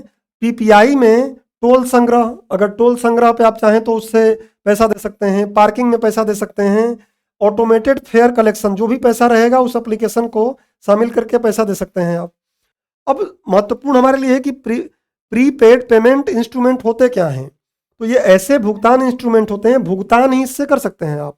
तो भुगतान इंस्ट्रूमेंट होते हैं, जैसे आप देखेंगे ना पेटीएम हो गया, या जो हमारा मेट्रो का कार्ड है उसमें हम क्या करते हैं, पहले रिचार्ज करते हैं, रिचार्ज करने के बाद उससे हम भुगतान कर पाते हैं। तो वही बात है कि ऐसे भुगतान इंस्ट्रूमेंट जिसमें जमा धनराशि के बदले वस्तुओं और सेवाओं की खरीद की जा सकती है, पीपीआई स्मार्ट कार्ड के थ्रू, इंटरनेट वॉलेट के थ्रू इत्यादि के रूप में जारी किए जा सकते हैं। हालांकि इन इंस्ट्रूमेंट में फिर से धनराशि जमा की जा सकती है, लेकिन पीपीआई में कैश निकालने, रिफंड या फंड ट्रांसफर करने की अनुमति नहीं होगी। मान लीजिए जो हमारा मेट्रो कार्ड है उसमें आप पैसा डाल तो सकते हैं, डबल से रिचार्ज कर सकते हैं, लेकिन क्या उससे पैसा निकाल सकते हैं आप कि कहीं एटीएम से निकाला और पैसा मिल जाए? नहीं होगा। तो ये आपको दिमाग में रखना है, ऐसे क्वेश्चन पूछ सकता है। और पीपीआई में एक माह में अधिकतम 50,000 रुपए की कैश लोडिंग की जा सकती है, या इसके लिए पीपीआई के लिए क्या किया गया है, तय अलग अलग सीमा इसमें लगाई गई है। अलग अलग चीज़ों के लिए सामान्यतः 50,000 है, बाकी कुछ सीमा के अधीन अलग अलग क्षेत्रों में इसकी सीमा तय की गई है। तो इसका स्क्रीनशॉट लीजिए, इतना पढ़ लेते हैं, अगर पीटी में कुछ आता है तो आप आराम से बना लेंगे। अब देखिए ऐसे प्रश्न पूछे गए हैं, जब आरबीआई ने इंटर क्रेडिटर एग्रीमेंट पर हस्ताक्षर किया था तो उसका क्या उद्देश्य था, इस पे प्रश्न पूछा 2019 में। तो अभ्यास प्रश्न हम क्या बना सकते हैं, प्रीपेड इंस्ट्रूमेंट के संबंध में हमने कुछ कथन दिया है, 3 कथन दिया है, इसमें से आपको बताना है कि क्या सत्य है। आप स्क्रीनशॉट ले लें या वीडियो को पॉज करके आराम से इसका आंसर दे सकते हैं। अगले न्यूज पर आते हैं। अगला न्यूज क्या है, तो मिंट प्रीमियम, अच्छा मिंट पे देखिए दिया है क्या कि हाउस होल्ड सर्वे जारी किया गया है 2022-23 के लिए। ये कलर आपको उतना क्लियर नहीं यहाँ हो रहा होगा, 2022-23 के लिए यहाँ लिखा हुआ है। और यही आप देखेंगे तो पीआईबी पर भी किया गया है, और ये 24 फरवरी को पीआईबी में आया था, बाकी 26 यहाँ 29 में आया है, तो अलग अलग न्यूज़पेपर में अलग अलग दिन आया है। अब थोड़ा इसको हम देखते हैं कि यह है क्या। घरेलू उपभोग व्यय सर्वेक्षण होता क्या है, तो क्या है पहले समझ लेते हैं। इस सर्वेक्षण में परिवारों द्वारा वस्तुओं और सेवाओं के उपभोग के पैटर्न के बारे में जानकारी एकत्र की जाती है कि खाने में लोग किन चीज़ों का प्रेफर, किस पर ज़्यादा पैसा खर्च कर रहे हैं, परिवहन पे कितना पैसा खर्च कर रहे हैं, ग्रामीण इलाकों में किस तरीके से पैटर्न उभर के आ रहा है, अलग अलग राज्यों में क्या पैटर्न उभर के आ रहा है, पूरी डिटेल में बात होती है। और 2010-11 के बाद अब जारी हुआ है, तो ये आपको ध्यान रखना है कि एक महत्वपूर्ण हमको डेटा यहाँ मिल गया। अब बताता है कि चर्चा में क्यों है। तो सांख्यिकी और कार्यक्रम क्रियान्वयन मंत्रालय मोस्पी जो है घरेलू उपभोग व्यय सर्वेक्षण 2022-23 जारी किया है, इसलिए न्यूज में रहा है ये। इसकी जारीकर्ता एवं आवृत्ति क्या है, तो आप समझ ही गए हैं कि प्रत्येक 5 वर्ष में इसको NSSO द्वारा जारी किया जाता है। जो आपको पता है कि NSSO किसके तहत आता है, इसके ऊपर बैठा हुआ है NSO, और इसके तहत दो हैं, एक NSSO है और एक CSO है, ये बैठा हुआ है। तो ये जारी करता है NSSO, जिसको हम बोलते हैं राष्ट्रीय प्रतिदर्श या नमूना बोलते हैं इसी को। सर्वेक्षण कार्यालय इंग्लिश में बोलते हैं नेशनल सैंपल सर्वे ऑफिस द्वारा आयोजित किया जाता है 5 वर्ष में एक बार। प्रासंगिकता इसकी क्या है, तो इससे क्या होगा, तो इसके तहत परिवारों की जनांकिकी से संबंधित अलग अलग जानकारियां एकत्रित की जाती हैं सारी, कि परिवहन पे क्या खर्च कर रहे हैं लोग, सारे प्रकार की जानकारियां इसमें हैं। और इसका एक डॉक्यूमेंट भी है, अगर आप पढ़ सकें तो जाके पढ़ सकते हैं मंत्रालय की साइट से।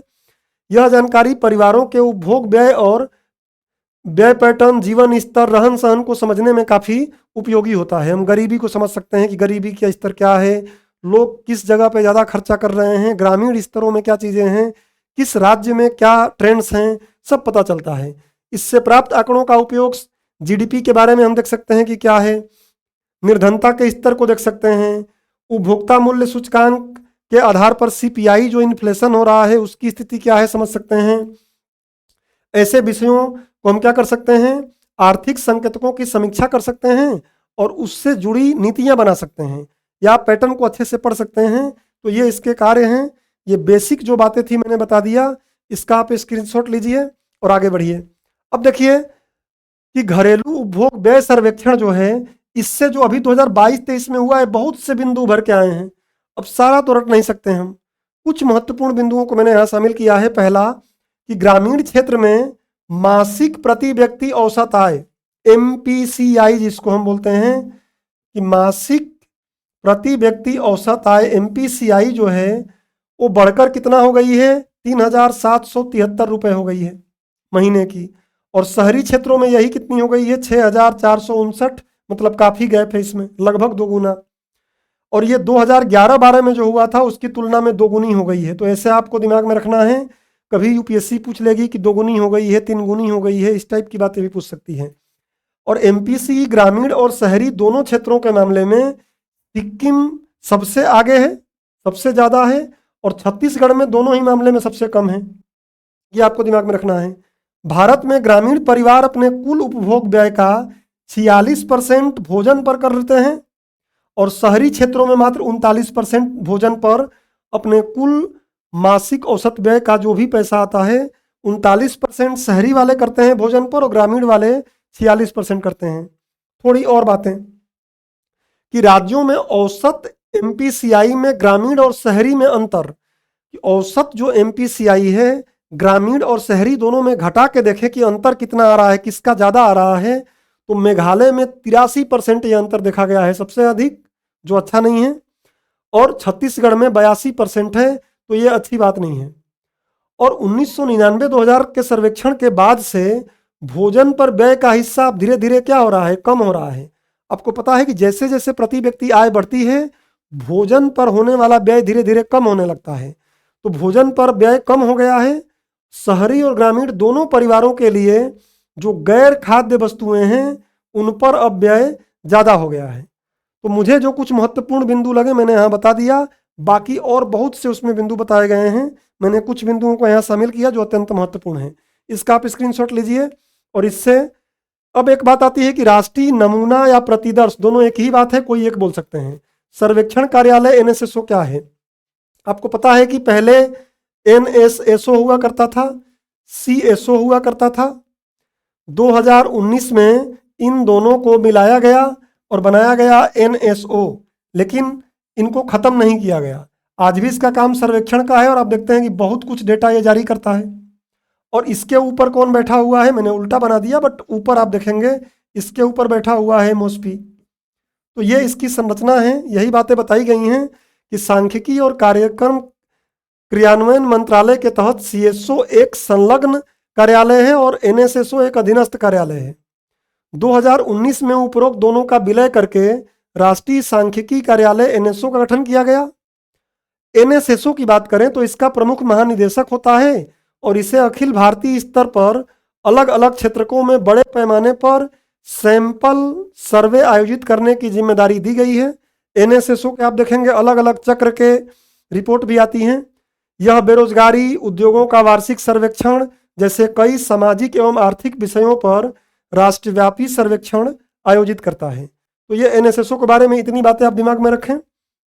इसका स्क्रीनशॉट लीजिए और फिर मैं इससे संबंधित देखिए आप विगत वर्ष 2018 में NSSO के 17वें चक्र, जो 17वां चक्र था, उससे संबंधित सर्वेक्षण के बिंदु आ गए थे। देख रहे हैं कैसे पूछ रहा है कि राजस्थान में ग्रामीण कुटुंबों में कृषि कुटुंबों का प्रतिशत सर्वाधिक है। तो ट्रेंड आपको दिमाग में रखना है, तीनों ही ट्रेंड से क्वेश्चन पूछा। तो हमने इस पर अभ्यास प्रश्न बनाया है आपके लिए। हमने भी ट्रेंड्स को ही दिमाग में रखा है और जो मैंने पढ़ाया है, अगर इतनी बातें आप ध्यान से सुने होंगे तो आराम से इस क्वेश्चन को कर पाएंगे। आप चाहे तो वीडियो पॉज करके इसका आंसर देने की कोशिश करिए या फिर स्क्रीनशॉट ले लीजिए और आराम से देखिएगा।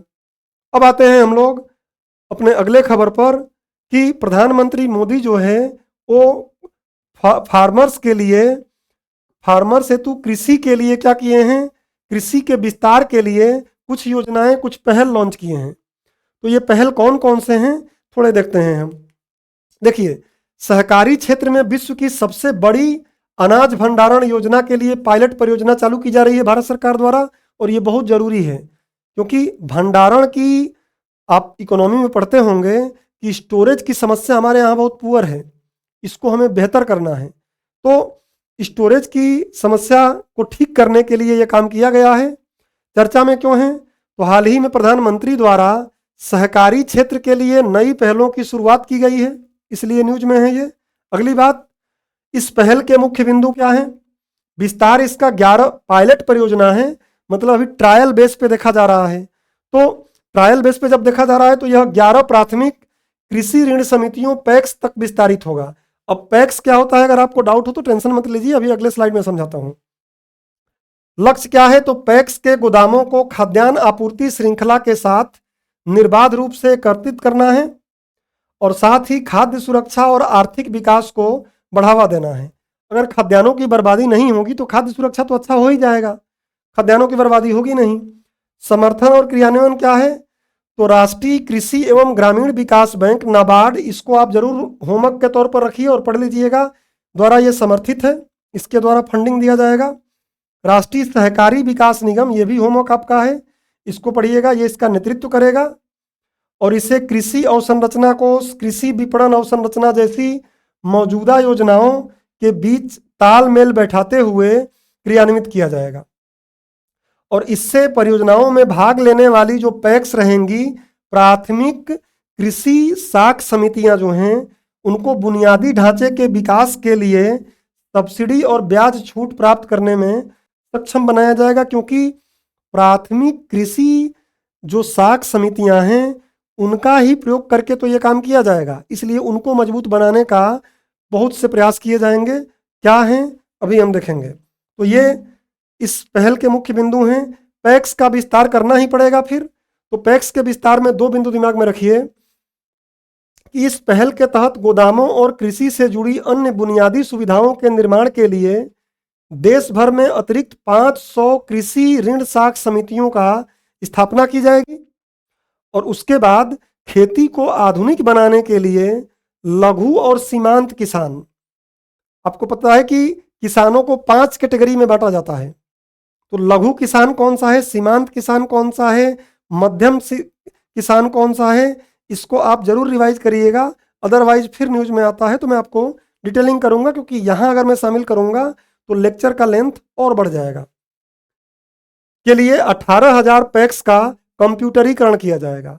जो कृषि साख समितियां हैं वहां पे अगर दस्तावेजों से ही काम हो रहा है, पुराने तरीके से कागज पेन से, तो बहुत भ्रष्टाचार और समस्याएं हैं, इसलिए उसको हम क्या करेंगे, कंप्यूटरीकृत करेंगे, ये काम किया जाएगा। तो इसका आप स्क्रीनशॉट लीजिए और देखते हैं आगे कि प्राथमिक कृषि साख समितियां क्या हैं। सबसे पहले समझ लीजिए कि सहकारी साख संस्थाओं की संरचना क्या होती है। तो एक ग्रामीण साख संस्थाएं होती हैं और एक शहरी होती हैं। हम ग्रामीण पर फोकस करते हैं। तो ग्रामीण में एक अल्प अवधि का ऋण प्रदान करती है और एक दीर्घ अवधि का। अल्प अवधि वाले में सबसे टॉप लेवल पे होता है राज्य ग्रामीण सहकारी बैंक, राज्य सहकारी बैंक, जिला सहकारी बैंक और प्राथमिक कृषि साख समिति सबसे नीचे होती है। ये जनता से डायरेक्ट इंटरेक्ट नहीं करते हैं, बल्कि ये इसको पैसा देता है, ये इसको पैसा देगा, और ये जनता से सीधे मिलते हैं। और दीर्घावधि में दो होती हैं, एक राज्य कृषि एवं ग्रामीण विकास सहकारी बैंक और एक प्राथमिक कृषि एवं ग्रामीण विकास बैंक। तो आप देख सकते हैं कि प्राथमिक साख समिति जो है ये ग्रामीण शहरी साख संस्थाओं के सबसे निचली कड़ी पर है। और यह आपको पता है कि राज्य सरकारों के सहकारी अधिनियम द्वारा क्या होते हैं, पंजीकृत होते हैं। तो ये आप डेफिनेटली पढ़े होंगे। और ये 1904 से भारत में सहकारिता को शुरू किया गया था। 1904 से ये चीज़ें बढ़ती गईं, बट आज भी बहुत अच्छे तरीके से इसका विकास नहीं हो पाया है, जो हमारे पीएम बार बार बोलते रहते हैं। कुछ क्षेत्रों में अच्छा हुआ है। तो क्या है, जैसे अमूल हो गया और भी कुछ ऐसी चीज़ें हैं। तो ये ग्राम स्तरीय सहकारी ऋण समितियां हैं। ये राज्य सहकारी बैंकों, ये ऊपर जो है राज्य सहकारी बैंकों के नेतृत्व वाली त्रिस्तरीय, 3 स्तर देखिए, त्रिस्तरीय सहकारी ऋण संरचना में अंतिम कड़ी के रूप में कार्य करती है। अंतिम पैक्स क्या करती हैं कार्य इसका, तो किसानों को अल्पावधि और मध्यम अवधि के कृषि ऋण देती हैं, सीधे ग्रामीण उधारकर्ताओं से जुड़ती हैं ये, और उनको ऋण देती हैं और फिर से उनसे पुनर्भुगतान लेती हैं। क्योंकि ये दोनों ये काम नहीं करते हैं, तो इसी को ये काम करना पड़ता है पैक्स को। पैक्स वितरण और विपणन का भी कार्य करती है, खाद से लेकर और भी बहुत चीज़ों का, बीज का। उसके बाद स्वामित्व इसका किसका रहता है, तो सहकारी नाम ही है। तो ये किसानों, ग्रामीण कारीगरों, दूध उत्पादकों, मछुआरों, बुनकरों इत्यादि जैसे लोगों का क्या रहता है, एक सहकार रहता है, जो सरकार के सहकारी अधिनियम द्वारा पंजीकृत रहता है। तो ये आपको दिमाग में रखना है। और फिर हम आगे बढ़ जाते हैं, देखते हैं कि सहकारी समितियों को बढ़ावा देने के लिए भारत सरकार द्वारा क्या प्रयास किए जा रहे हैं। तो पहले तो केंद्र स्तर पर एक सहकारिता मंत्रालय का गठन कर दिया गया है, एक अलग से मंत्रालय इसको विकास में काफ़ी महत्वपूर्ण योगदान देगा। 97वें संविधान संशोधन से 2011 में सहकारी समितियों को संवैधानिक दर्जा दिया गया, और इस अधिनियम के माध्यम से संविधान में सहकारी समितियों को बढ़ावा देने के लिए क्या किया गया, तो भाग 9 में एक शीर्षक जोड़ा गया, सहकारी समितियां। और जो राज्य के नीति निर्देशक तत्व होते हैं उसके भाग 4 में अनुच्छेद 43B भी जोड़ा गया इनके संबंध में। और सहकार से समृद्धि की योजना चलाई जा रही है। सहकारिता मंत्रालय पे जाएंगे तो सबसे पहले यही दिखेगी। और डिजिटलीकरण की प्रक्रिया की जा रही है, और भी इसमें कई प्रकार से सुधार करने का भारत सरकार प्रयास कर रही है। तो ऐसे भी क्वेश्चन आपको पूछे जा सकते हैं। अब बढ़ते हैं आगे, और अगला हमारा खबर है ये WTO और ITC दोनों मिलकर एक $50 मिलियन का महिलाओं के लिए फंड जारी किए हैं, जिसको वीड फंड बोल रहे हैं। तो इसके बारे में हम देख लेते हैं। देखिए, जिसको हम बोलेंगे वीमेन एक्सपोर्ट्स इन डिजिटल इकोनॉमी वीड फंड चर्चा में क्यों है, तो विश्व व्यापार संगठन और इंटरनेशनल ट्रेड सेंटर जो है, WTO में पहले आपको समझा दिया हूं, ITC अभी समझा दूंगा। तो ITC ने $50 मिलियन का वैश्विक वीड फंड लॉन्च किया है, जिसे डिजिटल इकोनॉमी में महिला निर्यातक फंड भी कहा जाता है। संयुक्त अरब अमीरात में चूंकि WTO का अबू धाबी में हो रहा था MC13, तो उसने सबसे पहले इसमें $5 मिलियन दान दिया है, आवंटित किया है। इस फंड का उद्देश्य क्या है, तो डेफिनेटली महिलाओं के लिए है। तो विकासशील अर्थव्यवस्थाओं और अल्प विकसित देशों में महिलाओं के नेतृत्व वाले व्यवसायों एवं महिला उद्यमियों को डिजिटल प्रौद्योगिकी को अपनाने में मदद करना है और उनकी ऑनलाइन उपस्थिति का विस्तार करने में सहायता करना है। तो महिलाओं से संबंधित ये कार्य करता है। इंटरनेशनल ट्रेड सेंटर क्या है? WTO में बता चुका हूँ। तो इंटरनेशनल ट्रेड सेंटर संयुक्त राष्ट्र और WTO की संयुक्त एजेंसी है। UN प्लस WTO, ये दोनों की संयुक्त एजेंसी है ITC, इंटरनेशनल ट्रेड सेंटर। स्थापना इसकी 1964 में जो गाट हुआ करता था WTO से पहले, तो गाट के द्वारा ही किया गया था। मिशन इसका क्या है? विकासशील देशों के लघु व्यवसायियों को व्यापार में समर्थन देना, खासकर महिलाओं पर ज़्यादा जोर दे रहा है। ये कार्य क्या है? संयुक्त राष्ट्र के वैश्विक लक्ष्यों पर आधारित है इसका कार्य। सभी लोगों के शांति और समृद्धि को सुनिश्चित करना। डेफिनेटली जेंडर अगर इक्वलिटी आएगी तो ये चीज़ें बन पाएगी। गरीबी को खत्म करना, जो आप देखेंगे जो सतत विकास लक्ष्य का भाग है। और ITC ने एक सी ट्रेड्स पहल, इसको सी ट्रेड्स भी बोलते हैं, तो सी ट्रेड्स पहल जारी किया है। और इस सी ट्रेड्स पूछ लेगा कभी एग्जाम में कि सी ट्रेड्स पहल का संबंध किससे है? तो ITC से, केवल ITC से। तो उसने जारी किया है डिजिटल ट्रेडिंग सिस्टम में नए बाजारों तक पहुंचने में महिलाओं के सामने आने वाली चुनौतियों के समाधान पर चर्चा करने के लिए महिला उद्यमियों, वैश्विक व्यापार नेताओं और विकास भागीदारों को एक साथ लाने के लिए ITC ने क्या किया है? सी ट्रेड्स नाम का एक इनिशिएटिव चलाया है। तो ये आपको दिमाग में रख लेना है। इतनी बातें रखते हैं तो आराम से आप इस न्यूज को समझ पाएंगे। इसका स्क्रीनशॉट ले लिए होंगे आप। अब हम विगत वर्ष में देखेंगे तो प्रश्न पूछा गया है किससे? हरित जलवायु निधि से। तो ये भी तो एक फंड ही है, इससे प्रश्न पूछा गया। और ऐसे ही हमने अभ्यास प्रश्न बनाया है किससे? वीड फंड से अभ्यास प्रश्न बनाया है। इन दो कथनों को आप पढ़ेंगे और उसके बाद इसका आंसर देने का प्रयास करेंगे। जो हमने पढ़ा है UPSC सिविल सेवा की परीक्षा के लिए जितनी भी महत्वपूर्ण बातें थी वो मैंने आपको इसमें बता दिया है। उससे आराम से इस प्रश्न को आप हल कर सकते हैं। तो या तो वीडियो को पॉज करके इसको हल कर लीजिएगा या फिर स्क्रीनशॉट लेके इसको हल कर लीजिएगा। और इस तरीके से आज का जो हमारा लेक्चर है ये खत्म होता है। मिलते हैं हम लोग अगले लेक्चर में, अगले सप्ताह के अर्थव्यवस्था से, भारतीय अर्थव्यवस्था से संबंधित महत्वपूर्ण खबरों को विश्लेषण करने के लिए। तब तक पढ़ते रहिए और राउज IAS के हिंदी प्लेटफॉर्म से जुड़े रहें। धन्यवाद।